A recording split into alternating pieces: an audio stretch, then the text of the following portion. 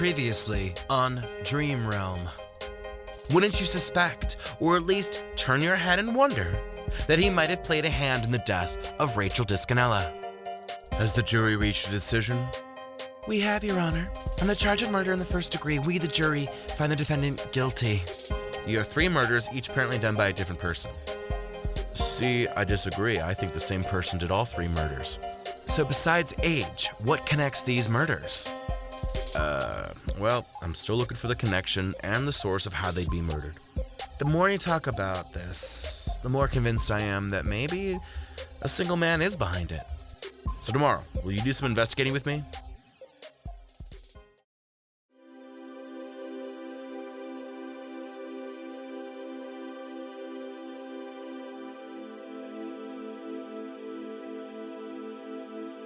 You're listening to episode 4 to the audiobook/podcast project, Dream Realm. Voiced, written, and produced by me, Matt Rebar. Part 1, Chapter 13. For 2 people who were unsure what a relationship truly was, Jordyn Furman and Hiram Yesik's relationship was extremely fruitful and filled with happiness. Jordyn's edge lost a bit of its super sharp prickliness, while Hiram began becoming more vocal and forward about his feelings and opinions. Together, they'd take trips planned out by Hiram as a chance for them to see nature. They'd view the southern Oregon coast and travel up to the pine trees of the Pacific, inland California's rapid geography blends, and to the small towns, big cities far between. For a weekend, they flew up to Seattle, exploring the streets of the giant urban complex at day, enjoying the nightlife at night, and enjoying one another in the evening. 3 months passed, and it felt like nothing in the span of time. It was so quick, even with the large amounts of time they were spending together. A season had passed along with them, 1/4 of a year passing in the blink of an eye. Everything was going well. The sex was fantastic. The communication beyond belief. Their vibe at an entire level. Their friends liked one another. Their family was rather excited. Hell, they were both excited. Excitement drove its way into one of their late-night dates, this time taking place in Jordyn's bed. It was late on Monday, pushing into Tuesday, and the 2 were sharing another conversation. I just don't know how to handle this case. Do you want to talk about it? No, I kind of want to pretend that the case doesn't exist. Is that going to get it off your mind? No. I figured you're a little too stuck in the mire sometimes. I can't help but think about the things I believe I can change. 'Tis the fault of man, my dear Jordyn. Hiram used a British accent which caused Jordyn to both roll her eyes and laugh. I'm not going to talk to you about my cases anymore then. Don't. I'd rather hear about your own life and experiences. My cases are my life. You're so much more than your cases. Okay, so what am I? You're kind and passionate, even if someone you come across is unkind and passionate. Hiram started, which kind of got another laugh from Jordyn. You like to sing random shit in the shower, which I enjoy, even though you're clearly not the best vocalist. The taste buds on your tongue are quite excellent, as are the kissing skills from your lips. How come all of these compliments have to do with my lips, tongue, and throat? Shh, I'm getting to the good stuff. Okay, fine, I'll let this go for now. You're a really damn good lawyer who cares so much about the people of this city. You fight on behalf of all and anyone who has experienced injustice. I love the ways your eyes light up when you're given a new idea for a case or when you see something new. I love the smirks you have when you're upset with something but you just want to be happy. The conditioner you use for your hair smells like berries, and I love that. So how is my conditioner important to my identity? Because it's a part of who you are. It's a part of what I love about you. Love? She questioned, pausing slightly and turning a bit so she could look into his eyes. His face was caught in surprise like a burglar revealed within a dark room turned light. Her repetition of the word love was like a water balloon tossed against his face. Even Jordyn could feel the blowback of the question. No, not a question.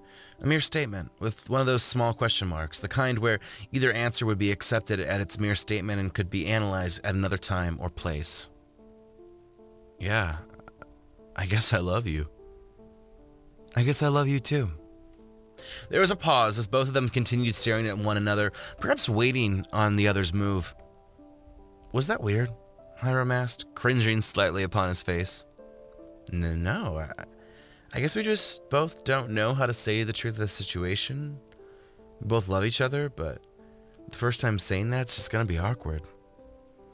I don't feel awkward in my feelings for you. You just didn't know how to say it. Yeah, I mean, which is weird. I usually know how to say things. Trust me, I do too. But we both feel it, right? We do. They were silent for a little while, the television in front of the bed playing repeat episodes of an animated sitcom. Both were asleep soon enough, prepared for the workday tomorrow. And while the 3 months had been amazing and the love was fostered, they'd wake up in a similar bed 5 years down the line, wondering if they had spent all of their love too early on one another. Chapter 14. It was almost 9 o'clock when Jordyn arrived home. The first thing she did after stepping into her duplex following her case was to change out of the businesswoman-like clothes she had been forced to wear. She put on a sports bra and shorts, her bare feet getting to breathe after being cramped all day within heels. Remembering that she had barely eaten, she went and heated up one of the many frozen meals within her freezer. Jordyn's freezer was filled more than the fridge. After all, her hectic schedule made it hard for her to keep real food for long periods of time. While the microwave was heating up dinner, she remembered reading an article about how late-night eating was terrible for your body. She sighed, but then didn't care. She ended up eating her food over in the living room as she turned on her laptop to stream a show. And then after eating, she made herself a drink and found herself rather exhausted by 10:30 and so decided to go to bed. She showered and put back on the same night clothes before laying down on her spacious queen-sized mattress. Jordyn wondered for a minute if she wanted to put on her dream mask, but she had not used it this entire week of the trial. She decided to go into the dream realm, even though she was rather tired. She wanted good sleep and found she got better sleep without the dream mask on. She applied the mask, though, and soon was waking up to a new world. It was nighttime within West Coast, and she was standing on the street outside yesterday's, her favorite bar within West Coast. Unlike early Monday morning, where she had just finished meeting up with friends and banging a random boy named Evan, this was a different West Coast. She was in the 1980s version of West Coast. Here, the buildings were lit with neon, the streets were a little more loud, and people's fashion statements were a little more dated. She entered yesterday's. Gone was the 2010s memorabilia. Instead, the bar had gone back 30 years from that date. Movie posters, vinyl covers, glitter and glitz, grease, and post-disco covered the walls, while the music soundtrack was pumping out only the best music from the synth pop and pop rock time period. The bar was a little crowded. The 1980s to 2010s being popular periods within the Dream Realm's main realms. The main realms being West Coast, Urbana, Notoria Mountain Range, Townshill, South Coast, the Archipelago, and Blue Oasis. Each realm was split within different time decades, all the way from the 1970s to the 2060s. One could visit West Coast in the 1980s and then immediately wake up to Urbana in the 2040s. The time shift was more for aesthetic purposes, if anything. Besides the time shift, there were also different modes within the main realms. For instance, there was the main mode, reality, and then there was fantasy and extreme fantasy. Within the mode of reality, you didn't find anything fictitious. For example, Jordyn could think of a bicycle, and one could appear within the West Coast 1980s reality realm, because bicycles were real. But Jordyn couldn't think of becoming an alien. That would go in the fantasy realm. The extreme fantasy realm was really the application of things hyper-fantasized, such as a New Age Urbana. Besides the mode of reality, there was a mode feature of happiness and glum called sugar and salt. Besides the regular feature, one could enter the sugar realm, where things were rather happy and gleeful for the most part, or go into salt, where things were negative and pessimistic. These features attracted a small crowd, yet still a crowd. There were also video game modes to the main realms. These were time-locked to 2060, and they were usually a mix of reality fantasy which depended on the game being played in particular. There were no sugar and salt options in the video game modes. Instead, these video games included Survivor, Solo, Survival, Group, One Villain, Serial Killer, and Two Sides. These games were played similar to a hand combat war video game. In Survival Solo, everyone was on their own. The last person standing was the winner. Survival Group was similar, except you worked as teams and got points according to how well you placed as a team. One Villain turned one person in the realm as a supervillain or offered one large villain, such as Godzilla or a giant spider, for everyone to defeat. In the mode of serial killer, one of the people within the realm became the serial killer who kills off everyone around them to win. The other people have to find the serial killer. There were plenty of small rules when playing that game. In the last game, 2 sides cut the participants into 2 teams that then went to war. These 5 main games were found in each of the 7 main realms. However, one could go outside of the 7 main realms. The main realms, their modes, and their video game modes are ran and modified by Dream Realm's headquarters, but the Dream Realm allowed people to create what they wanted.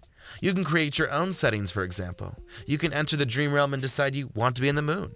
You can start your own dream by yourself, or invite your dreams to create the dream or attend the already created location of the moon.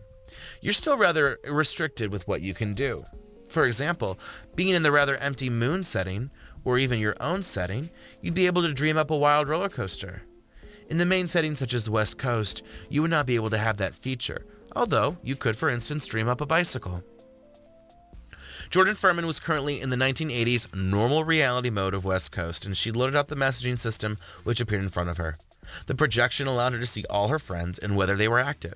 She could message people, and those who allowed their location to be shared were instantly tagged in which realms and rooms they were in. For instance, Jordyn's casual friend from high school named Denise was in Urbana's 2050 Sugar Mode realm, specifically a strip bar for women named Hung Snakes. If she wanted to, Jordyn could message Denise or immediately transport herself to Hung Snakes within Urbana's 2050's Sugar Mode. But instead, she confirmed that the person she wanted to see was nearby. In fact, she had met him a while back in the 2010s West Coast mode at Yesterday's. He had been experimenting with other time frames, even though he was clearly rather partial to the 1980s timeline. She walked over to the bar, passing through the dance floor to get there. Indeed, he was sitting at the bar with a whiskey neat. The seat next to him was cleared out conveniently. "How are you, Isaac?" Jordyn asked, sitting down in the now abandoned chair beside him. "We don't speak for a while, and that's your entry point," he chuckled. "I expected a more dramatic entry, something like, 'Oh, Isaac Cora, what are you doing in my favorite bar?' And I'd probably say something like, 'Just doing what I always do.' And I'd probably surprise you with, 'I don't get why I allow myself to go to bed with you,'" Jordyn whispered, looking up at the Yesterday's bartender Joshua, who was smiling coolly in front of her. "I'll take the usual."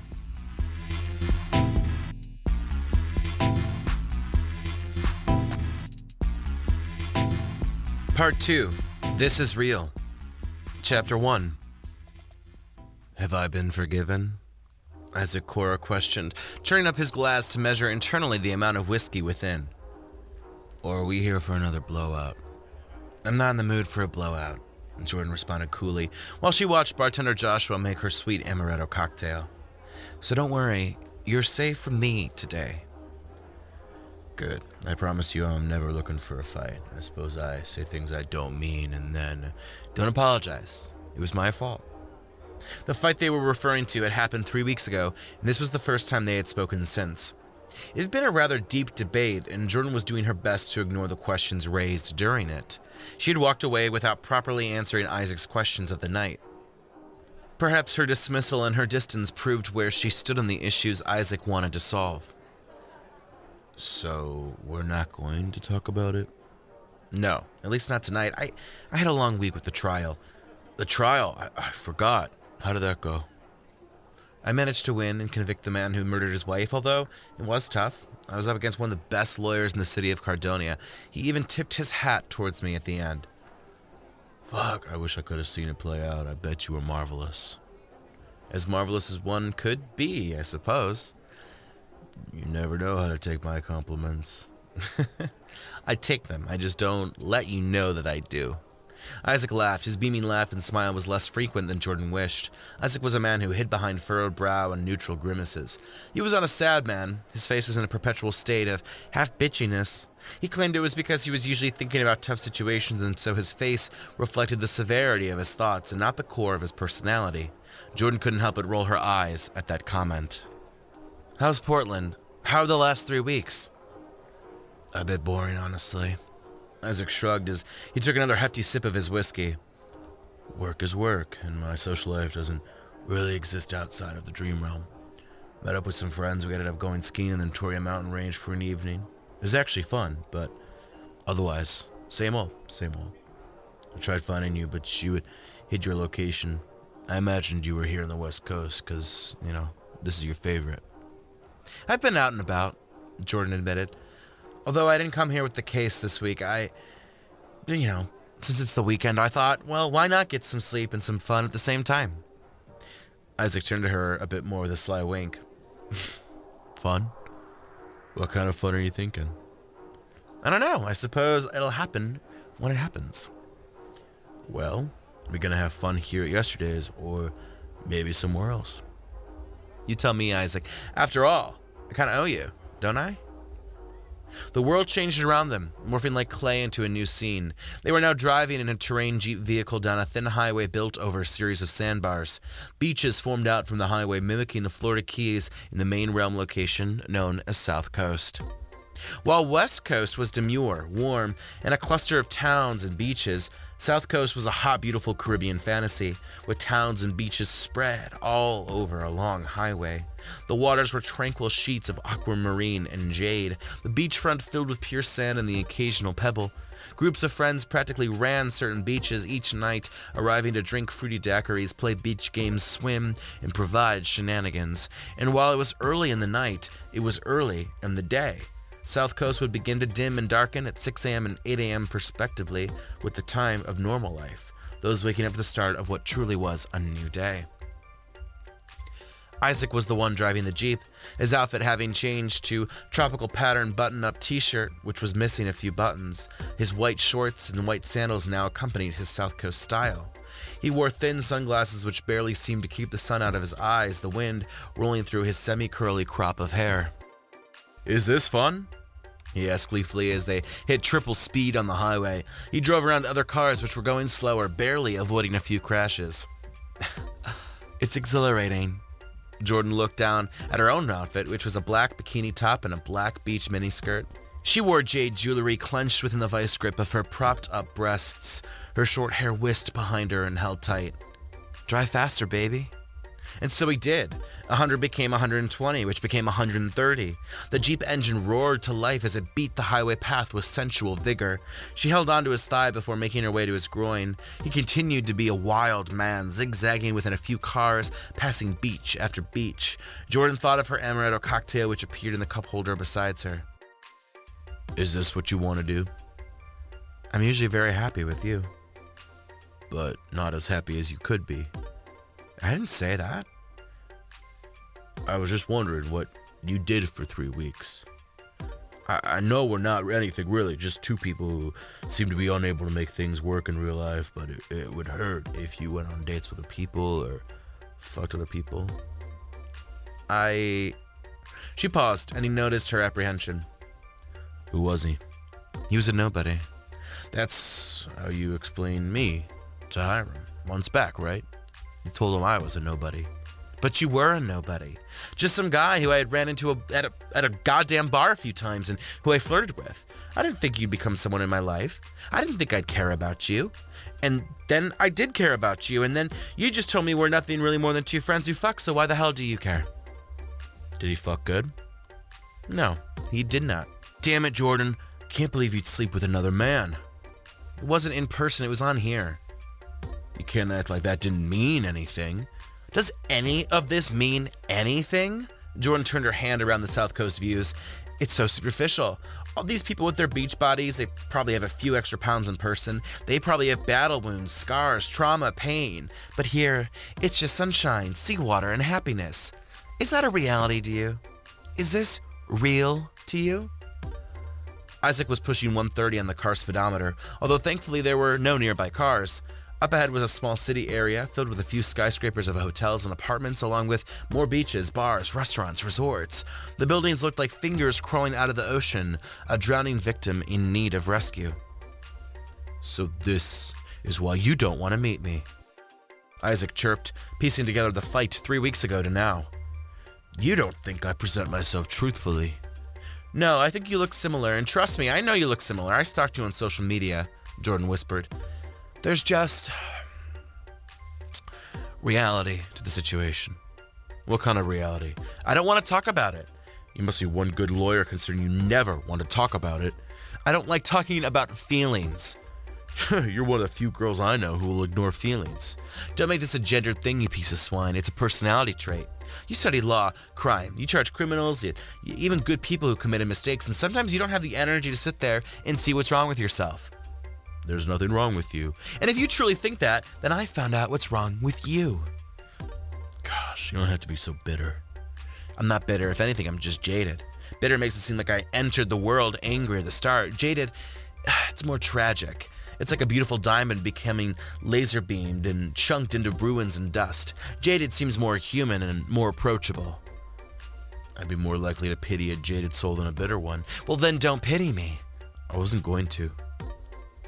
There was silence for a bit, but Isaac couldn't let it go. You realize why I asked you to meet with me, right? I can put 2 and 2 together. We've been doing this for whatever this is, by the way. For, a year? It's the dream realm. Time doesn't matter here. Stop being a dick and just answer me. Yes, a year. Jordyn sighed, hating that she was playing witness to Isaac's lawyer. So what's wrong with me wanting to make this real?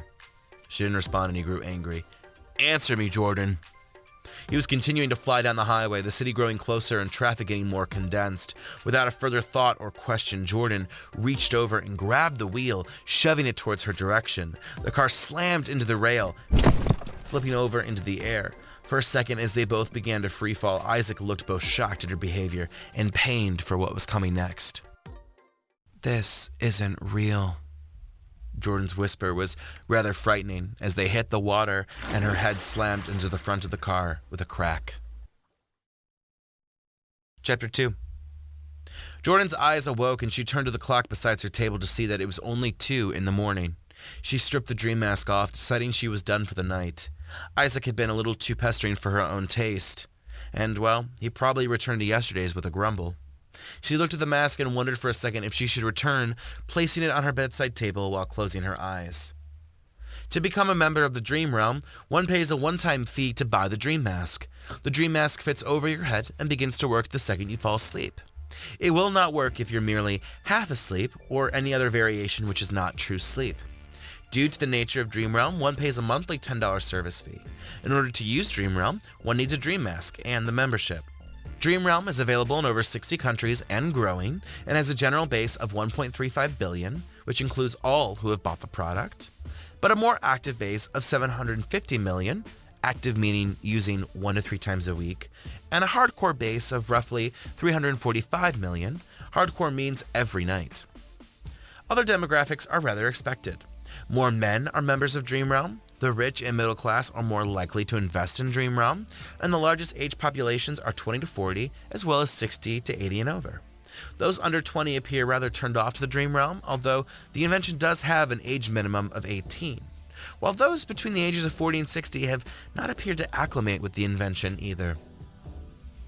Nationality-wise, the United States, the UK, Ireland, Canada, France, Spain, Germany, Australia, India, and Japan make up for the majority of the users, especially when analyzed at the percentage of the population. In these countries, there is a hefty population using Dream Realm, where it's become an everyday part of the culture. In other countries such as Sweden, Norway, Denmark, Turkey, China, Russia, Brazil, Mexico, Dream Realm still serves as a minor part of the country. In some of the other countries where Dream Realm is available, only the top class can afford the product and monthly membership. When one falls asleep, their self enters a digital database which connects you with everyone else. You're automatically placed in either your favorite location, your last location, or your home location, depending on what setting you desire. As aforementioned, there are 7 main settings, but all sorts of rooms are available for public and group settings. You can even have your own dreams by creating your own rooms. Most people use Dream Realm as a social hangout, where individuals meet together to stimulate real-life experiences. Dream Realm is also a great tool in having sex without truly being promiscuous in the real world. Part of being in the Dream Realm comes with the ability to change your looks. In the reality sections of Dream Realm, you are not allowed to change main core pieces to your identity: gender, race, height, etc. Eye color, hair color, weight, and other factors can be toned up within reality. For example, Justin, who weighs 400 pounds, can appear 230 in the Dream Realm. In the fantasy sections of the dream world, Justin could become a 120-pound black female lesbian if he so desired. Clothes could be changed instantly, similar to location. One was allowed to have an apartment, although people were encouraged to freely roam around Dream Realm rather than squat in one location. One couldn't die in Dream Realm. You really became merely reborn and appear like a normal entry path following your death. You're reborn in your favorite place, your home place, or the last checkpoint of your previous life. Now, while you're able to dream up objects, foods, buildings, and settings, you're also allowed to dream up fictional people. These other people are not allowed to exist of their own will and do not exist in the realm while you are awake and thus not sleeping. For instance, if Jack creates Jill, he would still be in charge of her autonomy, although she would not exist on the dream realm when he is not present. In a way, Jill is a mirror of Jack. Jack can take Jill on a date. Jack can ask Jill to grocery shop for him. In this way, dreaming up people is kind of seen as lightly unnecessary, considering that they're not real people. Or truly their own people. In empty main rooms, example, Salt 1980s West Coast, the Dream Realm headquarters will create fake beings to give the appeal that there are more people in the room. Unlike Jack's version of Jill, these people do come with their own sense of autonomy, although will always favor the flavors of those around them. For instance, Betty, a being created by Dream Realm, can choose whether or not she wants to have sex with Jack, although she most likely will say yes. Any individual who is either created by Dream Realm or imagined by someone else are marked with an arm tattoo of the Dream Realm symbol to differentiate between real people. Fake beings created, like Jill and Betty, have the same tattoo no matter what. It's the symbol of the Dream Realm, two stacked rectangles with a division between them and two division lines within the midsection of the rectangles which spill past the original perimeter. The middle two sections are filled in with black, while the outer two sections are left colorless and blank. A real human cannot have the Dream Realm tattoo on their body. There were limitations to Dream Realm. As mentioned earlier, for example, you could imagine a bicycle, but not a roller coaster within the realms of a main room. There were the modes: salt, sugar, regular, video game, reality, fantasy. But there were some limitations to note. There are no laws within the Dream Realm per se. You could kill someone, but since it's a dream, it doesn't really count as murder. Killing someone is kind of frowned upon to do outside of the video game modes, and thankfully, 99.9% of people adhere to that standard. It is impossible to rape someone within the Dream Realm or to use the Dream Realm for pedophile experiences. This law and coding was one of the first true laws to come from Dream Realm. Let's say Jack wanted to rape the real individual Sharon. Jack would be unable to get it up or do more than just touch her otherwise. It's almost like the ability to have sex through rape is taken away from Jack. The same thing occurs with pedophilia. Since young children are nowhere to be found in the Dream Realm, you have to be 18 to join, you can't turn yourself into a child, and neither can you create a child. So this kind of gets rid of the problem altogether. But Jack can't even imagine up pictures of young children in any sexual light either. When it comes to fake beings, it's a little bit more complex. Since Jack has autonomy over the fake character Jill, she would give consent automatically since Jack wanted to have sex with her. However, Jack cannot create someone and stage rape or pedophile actions with said person, although Jill still would be able to give consent because Jack is in charge of her being. To further complicate things, certain illegal situations were allowed to exist in the Dream Realm because it was on the basis that this was a dream and that it did not truly exist. One could start a drug cartel, or break into a store. Granted, these things were not allowed to happen on the main locations, however, they weren't part of the system code. You were not allowed to enslave, bully, or incriminate yourself or others in real-life crimes. But once again, the code was half effective and didn't account for a plethora of crime. There were benefits to Dream Realm. It helped those who had recurring nightmares or otherwise mental issues due to sleep and dreams.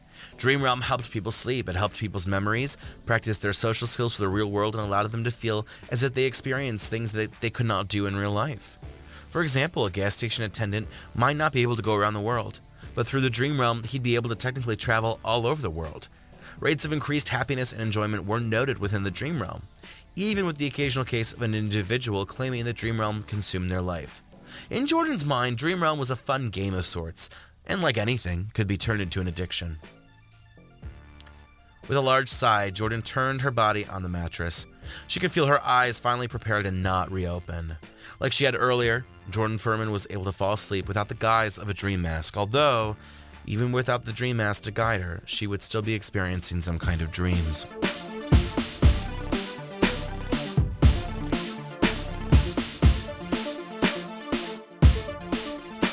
Chapter 3. Hiram was asleep when she returned home from a long night in the office. A rather important trial was next week, and she'd been working with January Fisher to hurry and make sure all the T's were crossed. The two girls were handling this case together without an old white man making them do all the initial ground coverage before taking the credit in the trial.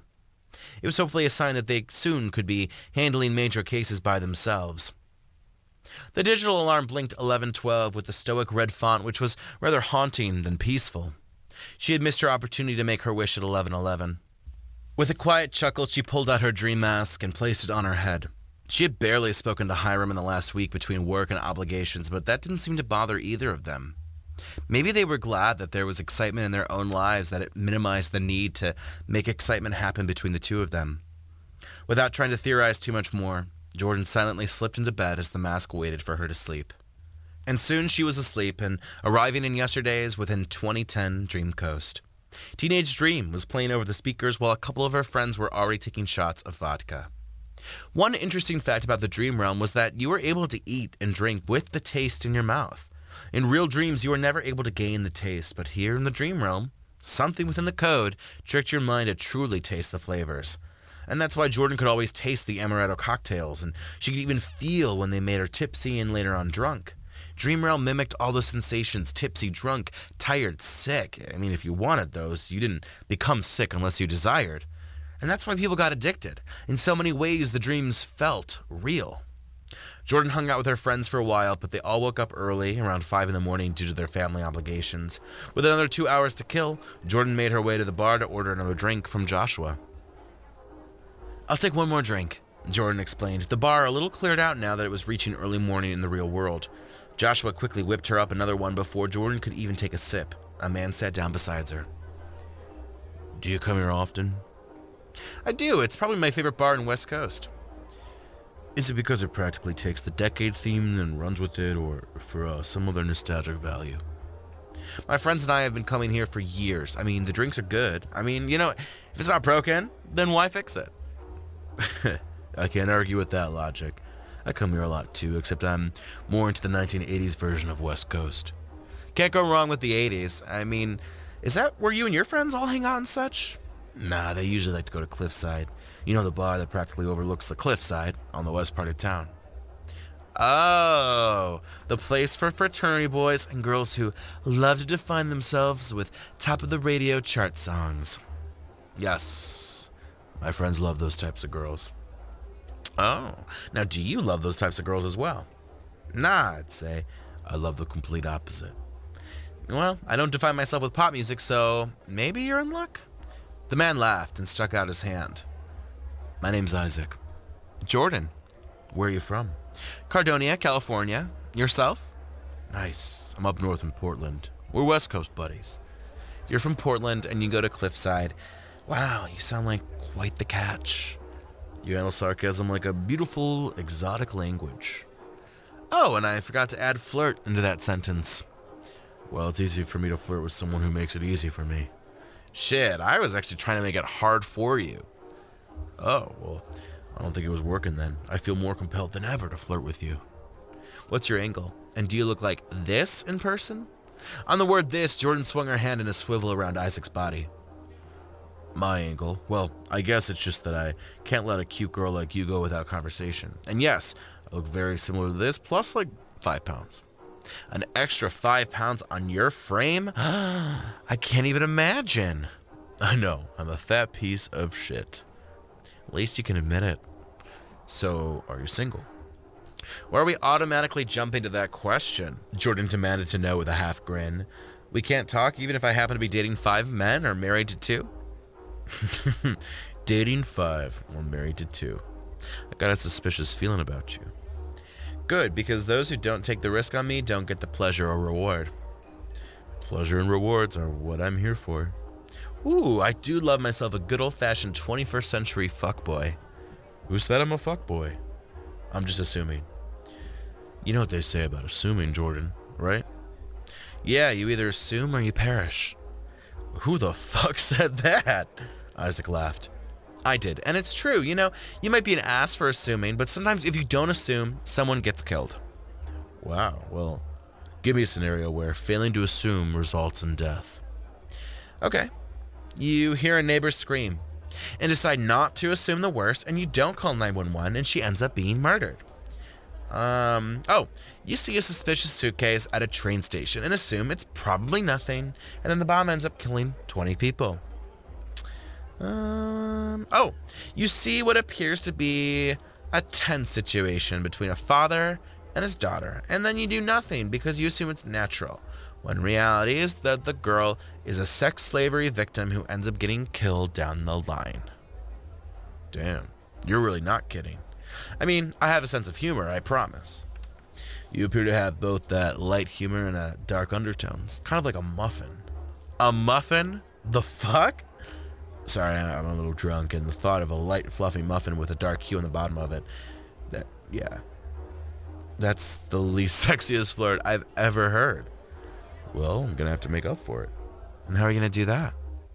10 minutes later, within room 302 at the West Coast Hotel, he was pinning her down upon the supple mattress as the silk sheets moved to the friction and speed of their bodies. She felt her body light up on fire.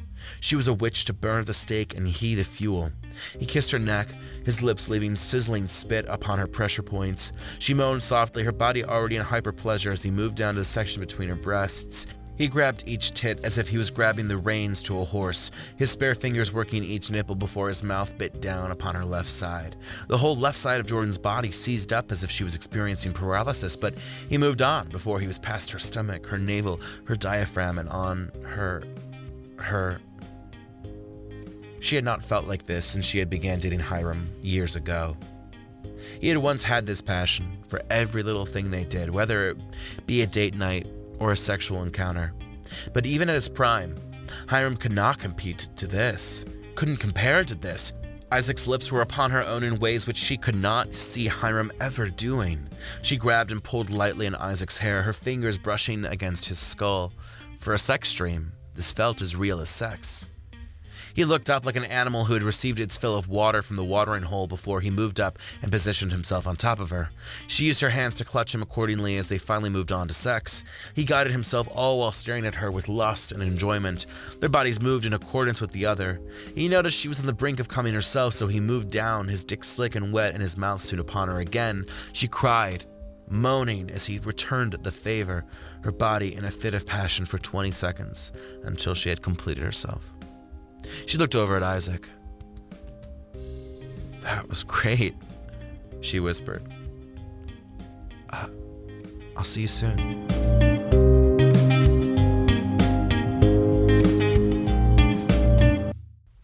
Jordyn woke up in her bed covered with light sweat. Her vagina tingled slightly, and she had awoken a few minutes prior to the clock alarm. Hiram was still asleep and was not to be woken for mere sex, so instead she took herself to the shower to orgasm for real.